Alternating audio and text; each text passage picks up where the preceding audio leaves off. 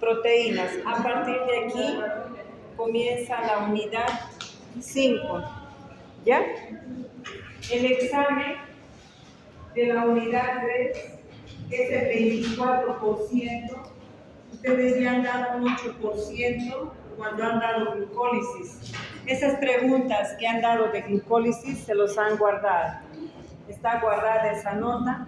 El examen de la unidad 3 empieza con ciclo de Krebs, cadena transportadora de electrones, metabolismo de glucógeno, glucogenólisis, glucogénesis, gluconeogénesis. Eso es 24%. 12% corresponde a la unidad 4 de líquidos. Entonces, tienen ese porcentaje que van a dar este sábado, a la 1 de la tarde. Al hablar de catabolismo de proteínas, hablamos de procesos que degradan las proteínas. Normalmente las proteínas son moléculas que están constituidas por unidades monoméricas de aminoácidos. Cuando se juntan y son cadenas chiquititas se llaman péptidos, y el conjunto grande, más de 10 polipéptidos, cuando tenemos más de 50 aminoácidos, se llama proteína. Esta proteína, normalmente, vamos a ver la importancia biomédica, el recambio proteico, cómo se forma la urea y la intoxicación por amonio. Ese es el contenido que se va a ver en este contenido 22. Las proteínas están constituidas por una secuencia de aminoácidos, donde es la estructura primaria, y cuando se va enrollando en la estructura secundaria, y cuando se va enrollando más en la estructura terciaria, y posteriormente pasa a la estructura cuaternaria.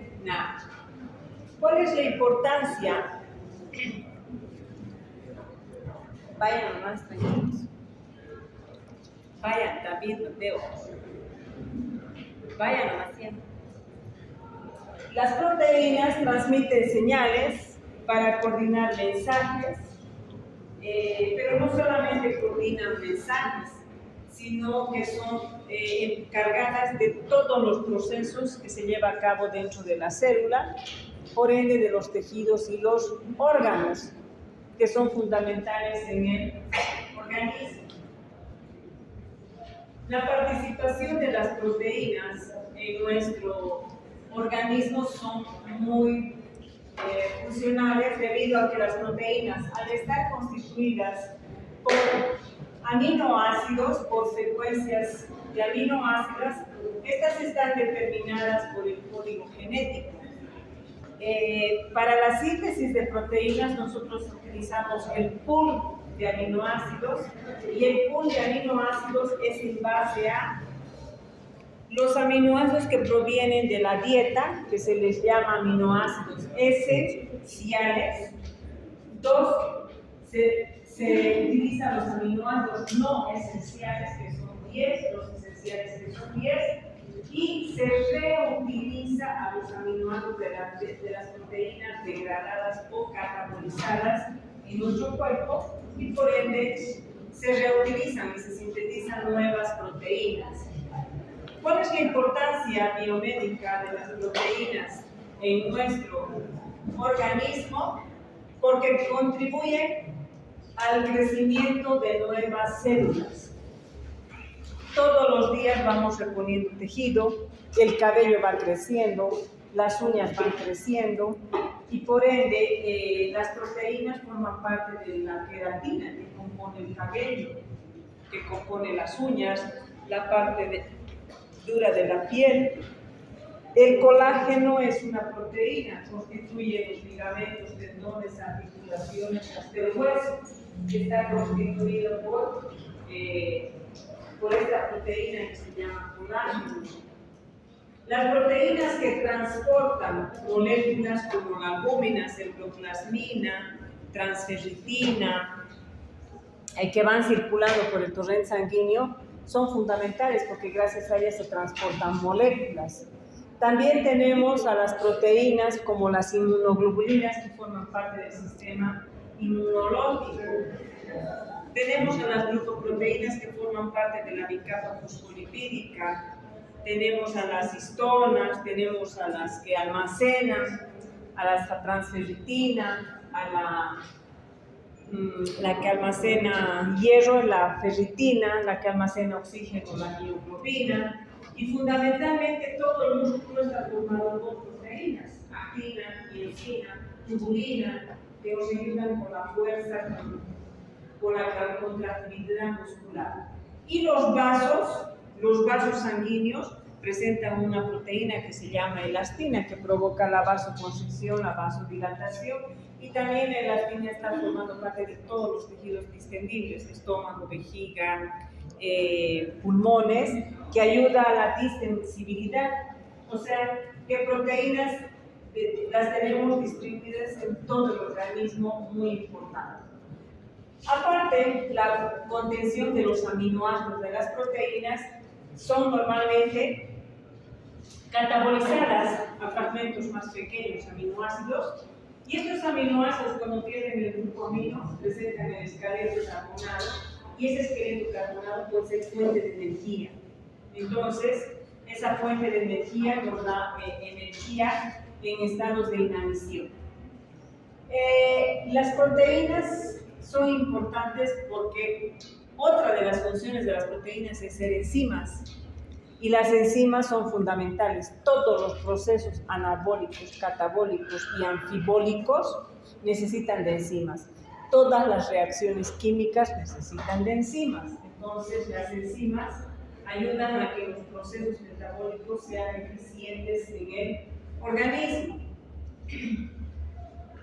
Esta importancia hace de que las proteínas formen parte integral de la salud, porque componen el hueso, ligamentos, articulaciones, vasos, órganos, tejidos, forman parte de estructuras las proteínas, y aparte son enzimas, y si son enzimas nos ayudan en los procesos anabólicos y en los procesos catabólicos de las rutas metabólicas, de hidratos de carbono, de lípidos, de grasas, de ácidos nucleicos, de todo.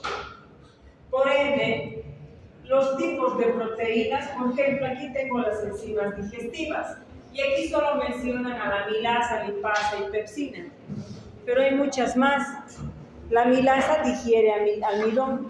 Cuando comemos la papa, el carbohidrato, la amilasa digiere al almidón. La lipasa digiere a los triglicéridos que nosotros comemos, los digiere. Tenemos a las enzimas que se llaman de transporte. Una de ellas es la hemoglobina. Su función es transportar oxígeno, pero no la única, porque puedo transportar cobre mediante la ceruloplasmina, puedo transportar hierro mediante la transferritina. Estructurales que forman parte de las células musculares, del citoesqueleto, etc. La actina, la miosina, la tubulina. Y estas sí que son de real importancia, que seguramente en los capítulos de adelante vamos a avanzar, y se llaman señalización hormonal. De las casi 44 hormonas que hay en nuestro cuerpo, jóvenes, solo 6, cortisol, que hemos avanzado en colesterol. ¿No ven? Hemos avanzado en colesterol. Solo 6. La aldosterona, testosterona, estradiol, progesterona, cortisol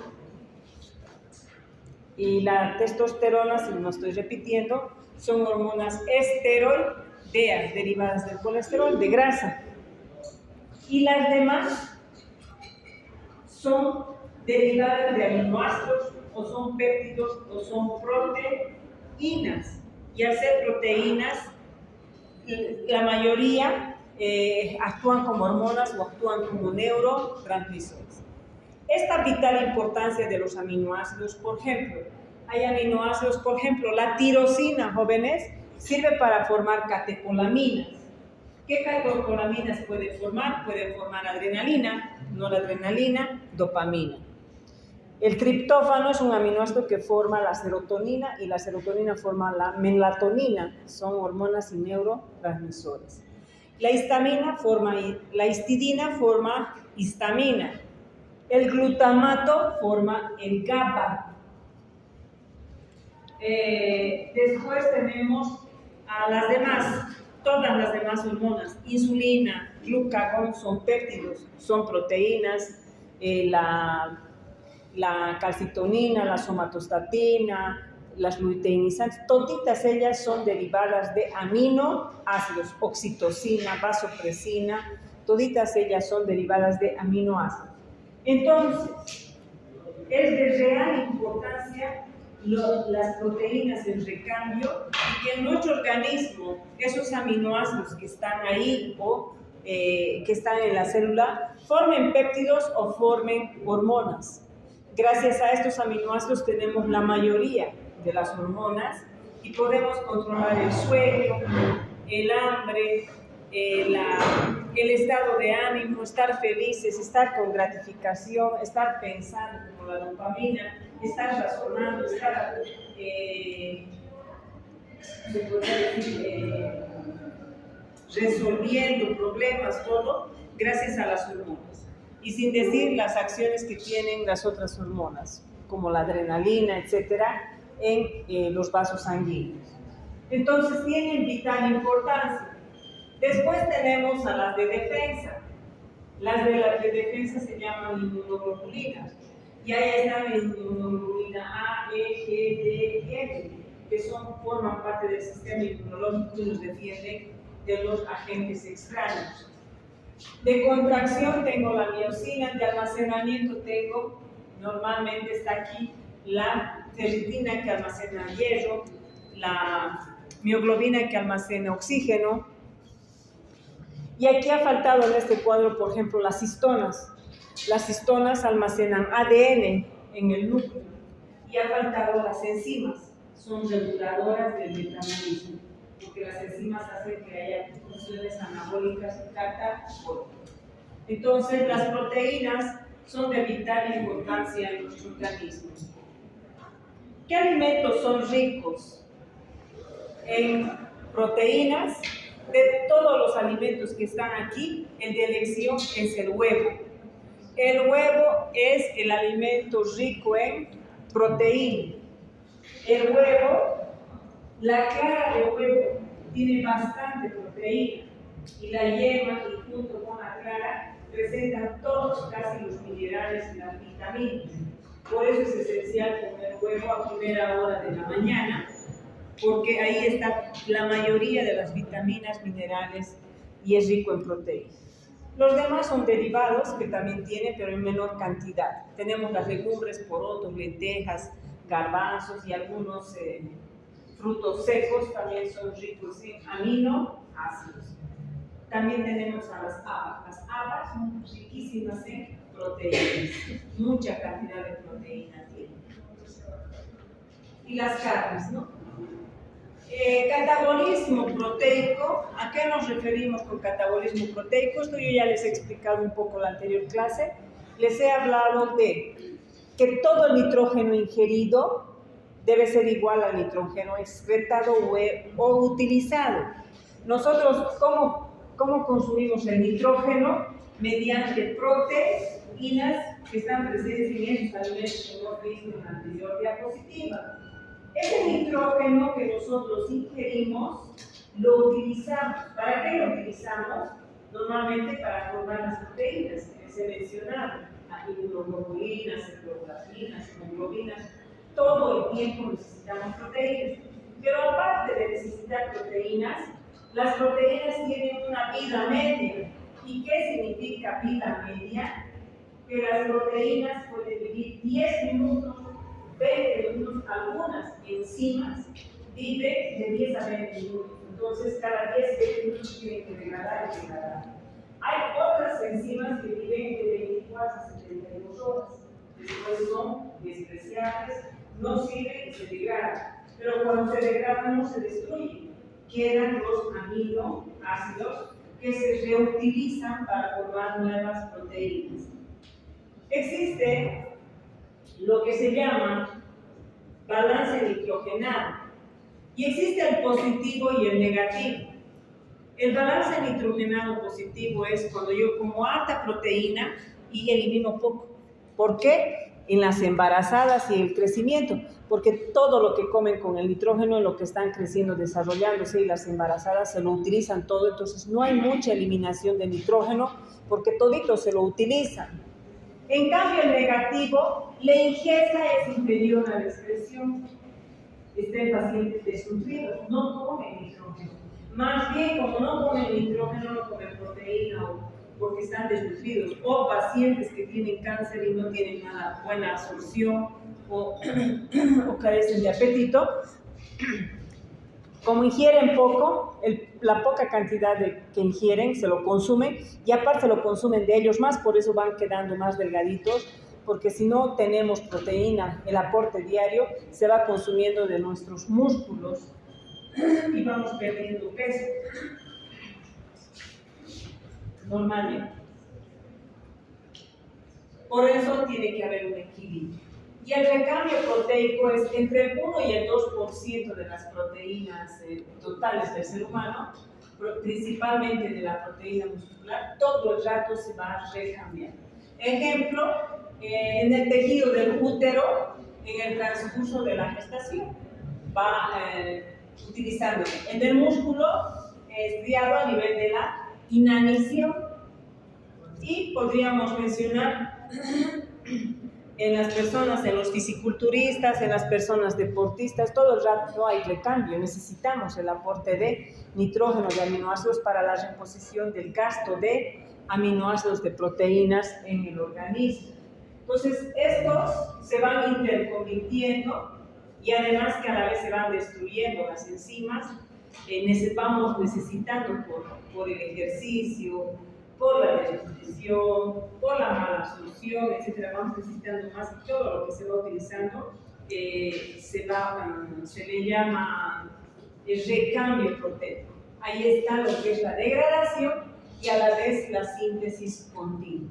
A medida que voy usando, a la vez me va sobrando, más lo que como y lo que sintetizo en mi cuerpo, toditos esos aminoácidos los utilizo para formar una nueva proteína. Porque no es que una enzima se destruye, vive 10 minutos, se destruye y nunca más la formo. Se destruye, pero una nuevita está naciendo. El glóbulo rojo, ¿cuánto vive? 3 meses. ¿En meses? 3.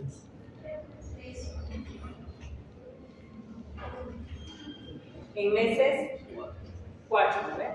Si son 120 días. Más o menos, entre 3 meses a 4 meses.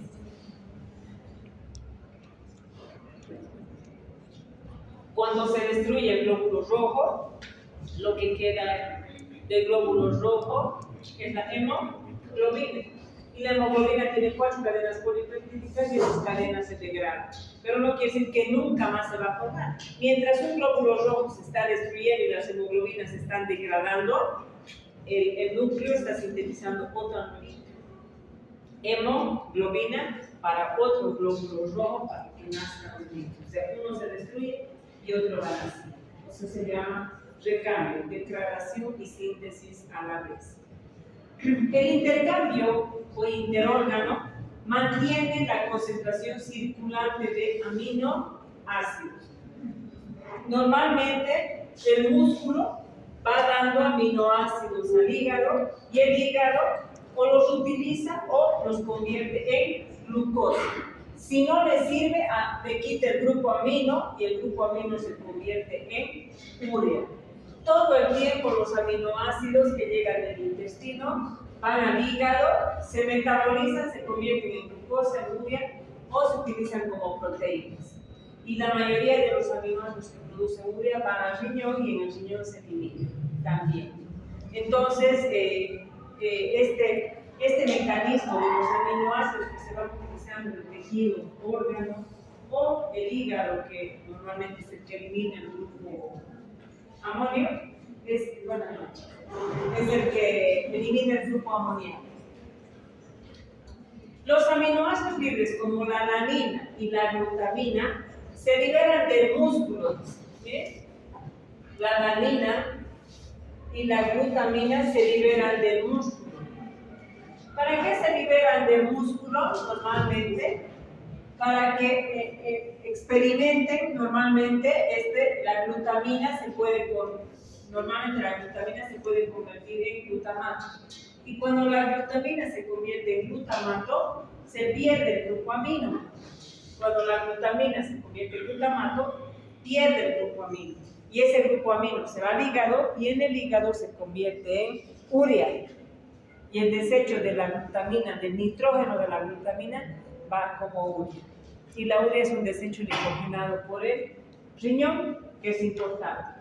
En cambio, la alanina pierde su grupo amino, también se convierte en urea, pero el esqueleto carbonano se puede volver a convertir en glucosa para dar energía o para entrar al ciclo de Krebs y puede dar energía a los diferentes tejidos.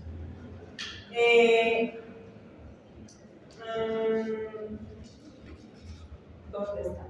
Los aminoácidos de cadena ramificada, en especial la valina, el triptófano, la fenilalanina, la tirosina, son liberados al músculo y captados en forma predominante en el cerebro. ¿Cuándo? Cuando estamos en estado de inanición. O sea, los aminoácidos de cadena ramificada, los alifáticos, valina, leucina, isoleucina, valina, leucina, isoleucina, de solo esqueleto carbonado, esos pueden ir al cerebro y convertirse en glucosa. Pueden convertirse en glucosa. Los aromáticos, triptófano, fenilalanina, tirosina, se convierten en acetil, coenzima, y se pueden convertir en cuerpos cetónicos, que vamos a ver más adelante. ¿Cuáles se convierten en glucosa y cuáles se convierten en cuerpos cetónicos? El intercambio, otra vez entre los órganos, quiero que vean aquí, por ejemplo, el aminoácido alanina pierde su grupo amino, que se va a ir a convertir en urea en el hígado, y el esqueleto carbonano se convierte en piruvato. Este proceso, hemos visto en la anterior clase, se llama transaminación. Cuando un aminoácido pierde su grupo amino y se lo pasa a un cetoácido. Ahora, la alanina pierde su grupo amino y se convierte en piruvato. ¿Y qué le pasa al piruvato? Una de dos. Si quiere energía, el piruvato se convierte en acetil y se va al ciclo de Krebs. Si no necesita energía, más bien necesita azúcar, se convierte en glucosa. El hígado manda la glucosa al torrente sanguíneo para los tejidos que necesiten azúcar. Entonces, ¿qué hace el hígado? Convierte a algunos aminoácidos en glucosa. Y ese proceso se llama gluconeogénesis. Y para eso sirven los aminoácidos. Cuando no tenemos azúcar, los aminoácidos se les quita el grupo amino y se convierten en azúcar, se convierten en glucosa. ¿Dónde? En el hígado y en el riñón. Y esta glucosa, posteriormente de la sangre, puede entrar nuevamente al músculo, convertirse en piruvato, el piruvato gana un grupo amino y se convierte en alanina. O sea, puede haber la ganancia de un aminoácido. ¿Qué ocurre? Entre los órganos se van lanzando lo que necesitan. Si el hígado necesita azúcar, el músculo le manda aminoácidos y lo convierte en azúcar. Si el músculo necesita aminoácidos, el hígado le manda azúcar que lo convierte en aminoácidos. Esa es la particularidad que tiene el hígado, el músculo y los tejidos extrahepáticos.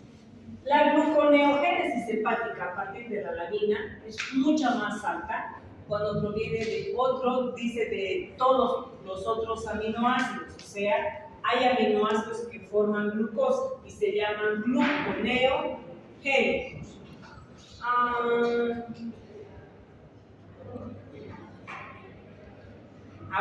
Cuando comemos, luego de una comida con alto contenido de proteína, cuando comemos mucha carne, mucho huevo, etc., los tejidos normalmente esplánicos liberan aminoácidos, mientras que el músculo periférico extrae aminoácidos. En ambos casos dice predominantemente los aminoácidos de cadena ramificada.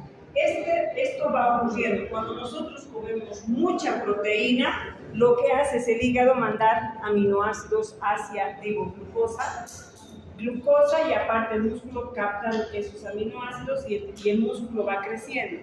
Nosotros cuando tenemos bastante aminoácido y hacemos ejercicio, ganamos más masa muscular, más masa muscular. Si ganamos más masa muscular, tenemos más fuerza y por ende tenemos mayor y mejor oxigenación, porque cuando hay fuerza hay mayor contracción. Y la persona que hace ejercicio se supone que tiene mayor rendimiento, pero es una persona más sana, porque es más, oxigena más, tiene más bioglobina, tiene más glucógeno y es una persona que normalmente el cerebro está activo, al revés que una persona es sedentaria y acumula mucha grasa. Las proteínas en eso nos benefician y cuando la persona tiende a ganar más músculo, el organismo le va pidiendo más y de por sí uno tiene más, no se dice apetito, pero hay una palabra en el libro Harper que dice la persona apetece de hacer más ejercicio. O sea, cuanto más masa muscular, más quieres hacer ejercicio. ¿Por qué? Porque el organismo está estable. ¿Por qué está estable? Porque tiene buena oxigenación. Y si tenemos buena oxigenación, buena cantidad de aminoácidos, tenemos buena cantidad de hormonas, de neurotransmisores, y nuestros neurotransmisores están en equilibrio. Por el contrario, si estamos en desnutrición o en sedentarismo u obesidad, desequilibramos el desfase de hormonas, de neurotransmisores, y por eso hay depresiones, etc., porque los neurotransmisores no tienen equilibrio.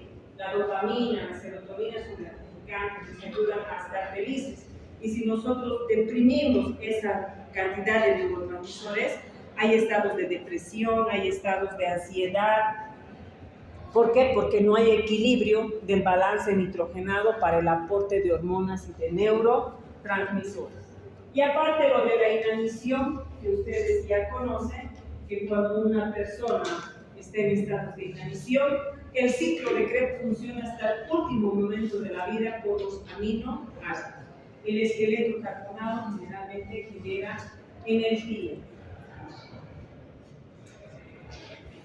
que son fuentes de energía para el cerebro y el hígado. Ahora, ¿cómo digerimos nosotros a las enzimas?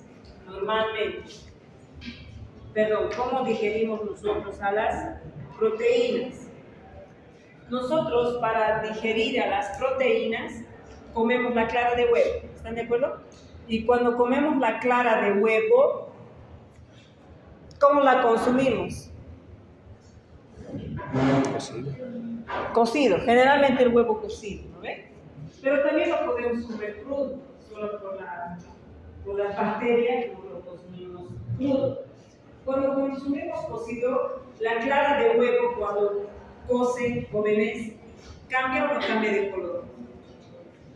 Y por ende se coagula. Y ese proceso de coagulación es por temperatura. Le sometemos al proceso de temperatura y cambia de color, de claro a blanco. Entonces, ¿qué comemos? Esa proteína o albúmina se ha degradado por la temperatura. ¿Y qué me ha quedado en la coagulación? Aminoácidos. Cuando yo como el huevo cocido, ya no como proteína, como aminoácidos. Pero la desnaturalización de las proteínas no solo es por la temperatura, también por el pH. Si yo me tomo el huevo crudo, igualito va a entrar a mi estómago a pH ácido y se va a coagular, se va a volver blanco, se va a cocinar en el estómago. Va a empezar a degradarse y lo que se va a absorber aminoácidos, pero a veces no entra completo, son fragmentos chiquitos y yo necesito degradar. A veces consumo la carne cruda o el huevo crudo y no siempre está cocido. Y por ende yo necesito a esa proteína degradarla. Y para eso necesito dos tipos de enzimas, las endoproteasas y las peptidasas. Dentro de las endoproteasas son la pepsina, tripsina y quimiotripsina. La pepsina rompe los enlaces peptídicos de péptidos chiquitos. La quimiotripsina rompe a nivel de la fenilalanina y arginina, si no me equivoco. Y la quimiotripsina, donde hay aminoácidos aromáticos, ahí va a romper. O sea, donde hay aminoácidos aromáticos va a romper. La tripsina, donde vea fenilalanina, igual va a romper. Entonces, estas hacen un rompimiento. Las peptidasas son de dos tipos, las carboxi y las amino. Su nombre ya lo dice. Las carboxipeptidasas rompen a nivel del grupo carboxilo y las aminos rompen donde el grupo amino. Y así vamos fragmentando a las proteínas, que estas normalmente son digestivas. Aquí está, por ejemplo, las aminopeptidasas rompen donde hay grupo amino, ahí quiebran. Y las carboxipeptidasas, donde está el grupo carboxilo, quiebran. ¿Y qué hacemos? Que la proteína grande la vamos a fragmentar en fragmentos más pequeños. Estas enzimas se secretan normalmente en el estómago. La amilasa, la tripsina, ellas son secretadas por el páncreas. ¿Ya? Las carboxipeptidasas, las aminopeptidasas, las proteasas, la tripsina y la quimotripsina son secretadas por el páncreas. La pepsina por el estómago. Entonces, esto se va digiriendo por las enzimas. Este de aquí es un aminoácido. El verde es el grupo amino y el rojo es el grupo carboxilo y la cadena R. La cadena R difiere de los 20 aminoácidos. Hay aminoácidos con esqueleto carbonado, otros con aromáticos, con grupos hidroxilados. Eso hemos avanzado en aminoácidos hidroxilados, en los azufrados. Cuando a un aminoácido le quito el grupo amino, se llama cetoácido. Y cuando se convierte en cetoácidos, en esqueleto carbonado, me sirve para formar dióxido de agua, porque se puede convertir en acetilcoenzima y entrar al ciclo de Krebs. El esqueleto carbonado, por la gluconeogénesis, puedo volverlo en glucosa. El esqueleto carbonado lo puedo convertir en acetilcoenzima y el acetilcoenzima lo puedo convertir en cuerpos cetúnicos. Entonces, de un aminoácido, el esqueleto carbonado, ¿para qué me sirve? Para todo eso. ¿Y para qué me sirve el grupo amino? El grupo amino lo convierto en urea en el hepatocito, porque es una sustancia que sí o sí lo tengo que eliminar como desecho de nitrógeno.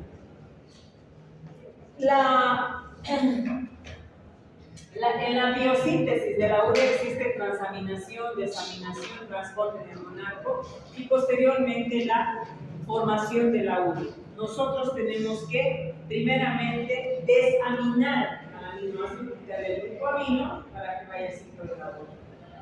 Puede haber transaminación o transporte de amonio. ¿Qué es este proceso? Este proceso se llama transaminación. ¿Qué es transaminación? Cuando un aminoácido pierde su grupo amino y se nos da un cetoácido, y el aminoácido se convierte en cetoácido y el cetoácido se convierte en un nuevo aminoácido. Eso es transaminación. ¿Qué es desaminación oxidativa? Es cuando un aminoácido pierde el grupo amino y se convierte en cetoácido. Y el grupo amino se va al ciclo de la urea. En ambos procesos, la vitamina que transfiere el grupo amino o que quita el grupo amino a un aminoácido es el fosfato de piridoxal. Y el fosfato de piridoxal es la vitamina B6. Entonces, sí o sí, jóvenes, tienen que aprender que para el metabolismo de las proteínas y de los aminoácidos necesitamos de la B6. ¿Por qué creen que el complejo B6 es importante para el sistema nervioso? Uno, el complejo B normalmente colocan a las personas que están mal en el sistema nervioso, tiene B1, B6, B9. La B12 participa en la mielinización, hace que se repare nuestra vaina de mielina para que haya buena sinapsis. 2, la B6 participa en desaminación y transaminación y hace que nuestras hormonas, nuestros neurotransmisores estén activos y no estemos con ansiedad, con depresión, con insomnios, etc. Y la B1 participa en procesos de descarboxilación y a la vez participa en el sistema nervioso porque ayuda a que pueda absorber la tiamina en el sistema nervioso, una B1 y que funcione el ciclo de Krebs. La B1, la B2 y la B3 son fundamentales para que haya energía en el cerebro. Esto es transaminación de cetoácido, aminoácido y de aminoácido a cetoácido. Aquí está otro ejemplo. Bueno, ese ya les he explicado yo. Y este es de desaminación, cuando el aminoácido pierde su grupo amino y se queda como esqueleto carbonado, se llama desaminación. No se van a olvidar que ahí participa el fosfato y el citrulsal, que es la vitamina B6. ¿Cuál es el destino del amonio? En la mayoría de los tejidos, el glutamato, un aminoácido, pierde su grupo amino, gana el amoníaco, el glutamato gana el amoníaco y se convierte en glutamina en la mayoría de los tejidos. Y el amoníaco es reutilizado para convertir al glutamato en glutamina. En el hígado, la glutamina se libera como amonio y se convierte en glutamato. Y el amonio se convierte en urea en el hígado. En el músculo, el cetoácido gana el grupo amino y se convierte en un nuevo aminoácido. O sea que nosotros tenemos procesos de desaminación y transaminación en la mayoría de los tejidos. Hasta ahí, ¿tienen alguna duda? Ninguno. El ciclo de la uva. Ya les expliqué. Repito. Sí.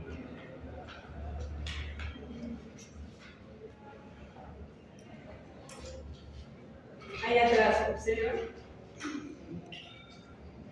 ¿Jóvenes? ¿Pueden ver? Esta imagen es del jardín. Es buen examen. ¿Hay tercer parcial o final? Es el tercer parcial. Quiero que vean aquí, bueno, allá, con mi cursorio aquí. Aquí está el grupo amino, el bicarbonato, el dióxido y el ATP. Estos tres se juntan por la enzima 1. La enzima 1 es el primer redondo. ¿Qué se llama? ¿Qué se llama? Carbamoil fosfato. Seguro que vamos a preguntar en el parcial, en el tercer parcial. ¿Qué se llama la enzima? Carbamoil fosfato sintetasa 1. Les fusiona a los tres, al amonio, al dióxido y al ATP. Si les preguntamos cuáles son los sustratos del ciclo de la urea, el amonio. Y el amonio, ¿de dónde está viniendo? El amoníaco está viniendo de la desaminación de los aminoácidos. Los aminoácidos están perdiendo su grupo amino. ¿Dónde se va el grupo amino? Al ciclo de la urea. El amonio, que está en color verde, más el dióxido de carbono más grande se juntan y forman el carbamoil fosfato. Este carbamoil fosfato, y aquí está la enzima 1.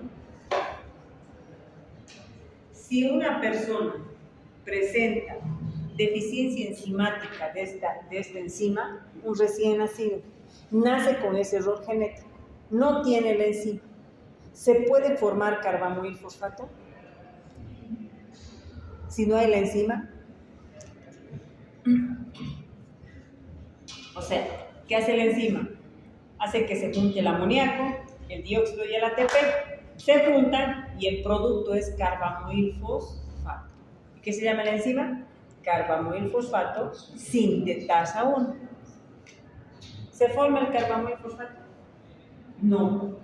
Por ende, ¿qué me va a empezar a sobrar en la sangre? El amonio o amoníaco.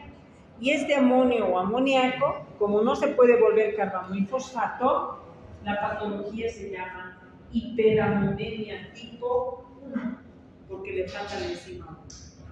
Por culpa de la enzima, el niño se empieza a intoxicar con amoníaco y se llama hiperamonemia. Pero no pasa nada, tenemos la enzima. Si tenemos la enzima, el producto es carbamoil fosfato. El carbamoil fosfato se va a juntar con la ornitina. Esto ocurre en la mitocondria. Esa cosa redonda celeste es la mitocondria. Y todo lo de aquí afuera es el citoplasma. citoplasma de un hepatocito.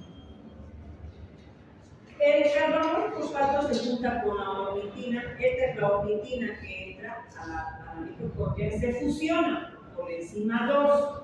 La enzima 2, ¿qué se llama? Ornitina transcarbamylasa. Listo. Un recién nacido nace sin la enzima 2. Tiene la 1, pero no tiene la 2. Y la patología se llama hiperamonemia tipo 2, porque no se puede el amonio convertirse en urea y empieza el amonio a aumentar en la sangre. Cuando se juntan el carbono fosfato con la ornitina, forma una molécula que se llama citrulina. La citrulina está en la mitocondria. De la mitocondria sale al citoplasma, aquí alcanzo. La citrulina se junta con el aspartato. Este aspartato se junta con la citrulina y forma una molécula gigante que les he dicho que se llama argininosuccinato. Para que se junte la citrulina con el aspartato actúa la enzima 3. La enzima 3 se llama argininosuccinato sintetasa. Forma su argininosuccinato. El argininosuccinato, miren, es una molécula grande. Viene la enzima 4, que se llama argininosuccinato liasa, y quiebra aquí, rompe en 2 moléculas. Este de color rojo, perdón, aquí rompe. Este de color rojo se le bota como fumarato, que se va el ciclo de Krebs, y nos queda esta molécula que se llama arginina. La arginina, por la enzima 5, que se llama arginasa, la arginasa rompe aquí. Y cuando rompe aquí, esta molécula negra se llama ornitina y esta con estos nitrógenos se llama urea. La urea se va del hepatocito a la sangre, al riñón y se elimina por la orina. Y la ornitina nuevamente entra a la mitocondria para fusionarse con otro carbanoil fosfato. Y nuevamente dar citrulina, argininosuccinato y dar la vuelta al ciclo de la urea. ¿Se entiende? Entonces, ¿dónde desechamos el nitrógeno nosotros, el nitrógeno de nuestro organismo? Tenemos que desecharlo sí o sí al amoníaco, porque si no va al cerebro, y si va al cerebro nos intoxica. Nosotros desechamos el amoníaco por la orina o como urea. ¿Qué aminoácidos forman glucosa? Los aminoácidos que forman glucosa son los rojos y los lilas, bueno, entre rojos. Y estos lilas generalmente son los que forman cuerpos cetónicos, ¿ya? La mayoría de los que son aromáticos, el triptófano, la tirosina, la fenilalanina, forman acetilcoenzima. Y si se forma acetilcoenzima, se puede formar cuerpos cetónicos. Los que están en color rojo, alanina, glicina, serina y todos los demás, pueden convertirse en, la alanina puede convertirse en piruvato y el piruvato en glucosa. Es aminoácido gluconeogénico. Todos los demás, estos 2 dan oxalacetato, estos 3 dan fumarato, estos 3 dan succinil, estos 5 dan alfa-cetoglutarato. Entonces, cuando yo estoy en inanición, a los aminoácidos les quito su grupo amino. ¿Dónde se va el grupo amino? El amoníaco. ¿Dónde se va el amoníaco? ¿A qué proceso se va el amoníaco? Al ciclo de la urea. Y el esqueleto carbonado se convierte en alfa-cetoglutarato, en succinil, en oxalacetato, en fumarato, en intermediarios del ciclo de Krebs, y eso se llama aclerosis. Que en estado de inanición, cuando no como nada, a mi aminoácido le quito su grupo amino y el esqueleto carbonado va a formar intermediarios del ciclo de Krebs. Y el ciclo de Krebs puede seguir funcionando o el ciclo de Krebs puede seguir produciendo oxalacetato y el oxalacetato da glucosa por la gluconeogénesis. O sea que los aminoácidos pueden dar glucosa y pueden dar cuerpos cetónicos y pueden hacer funcionar dando energía al ciclo de Krebs. Esa es la vital importancia de los aminoácidos y por eso es que el ciclo de Krebs puede generar energía mientras tengamos aminoácidos. Todos estos, cuando se pierde su grupo amino, pueden generar energía hasta el último instante en que no tomamos nada durante muchas horas, puede pasar eso. Y usamos, pero eso sí, nos consumimos. Y los trastornos metabólicos relacionados con el ciclo de la urea, el ciclo de la urea tiene 5 enzimas. 5. ¿Sí o no? 5, porque son 5 reacciones. Y los intermediarios son ornitina, citrulina, argininosuccinato, arginina. ¿Qué ocurre si me falta la arginasa, la que degrada la arginina? Si me falta por un error genético la arginasa, la arginina se junta en mi sangre y se llama arginemia. Si me falta la ornitin transcarbamoilasa, me sobra citrulina y la patología se llama citrulemia. Si me sobra el argininosuccinato, se llama arginosuccinatomia. O sea, si los sustratos o intermediarios del ciclo de la urea empiezan a aumentar en la sangre por un error genético de una enzima, toditos intoxican el cerebro y traen lesiones graves en el cerebro, dificultad en el habla, visión borrosa y lo peor, que se acumula el amonio y nos provoca una alcalosis generalmente. Y peor aún, el amoníaco en el cerebro arrastra agua, se hunde en el líquido cefalorraquídeo y nos produce edema cerebral y por ende presión intracraneal, se produce coma y puede producirse una muerte en los pacientes cuando tienen normalmente intoxicación por amonio o problemas neurológicos cuando hay sustratos intermediarios del ciclo del agua. La hiperamonemia tipo 2 se produce por deficiencia de la enzima, de la segunda enzima. La segunda enzima se llama ornitin transcarbamoilasa. Las cifras de glutamina están altas en sangre, líquido cefalorraquídeo y en orina, normalmente de los pacientes que sufren de hiperamonemia, como resultado de la síntesis de glutamina en el sistema nervioso. Entonces, la glutamina va intoxicando al cerebro. Y por ende, ¿qué es la hiperamonemia? En la hiperamonemia es el aumento de amonio en sangre. Existen 2 tipos de hiperamonemia. Normalmente la hiperamonemia es trastorno genético. ¿Y por qué se produce la hiperamonemia? Por intoxicación de amonio. Si me falta la enzima 1, ¿qué se llama? La carbamoil-fosfato sintetasa 1, se produce la hiperamonemia tipo 1. Si me falta la enzima 2, la ornitin transcarbamoilasa, se produce la hiperamonemia tipo 2. Y esa hiperamonemia en nuestro organismo es mala y en los recién nacidos peor. ¿Por qué? Porque puede presentar con síntomas como vómito, porque hay mucho amoníaco, una diarrea, letargia grave, hasta las convulsiones, entrar en coma y producirse la muerte. Y no nos olvidemos que el amonio produce alcalosis. ¿Por qué? Porque el amonio y el amoníaco son sustancias alcalinas. ¿Ya? Cuando el amonio está aumentado en la sangre, ¿qué se llama? Cuando la urea está aumentada en sangre, ¿qué se llama? Uremia o hiperuremia. ¿Y qué significa hiperuricemia? Bueno, vamos a hablar ahorita. Es el aumento de ácido úrico en sangre.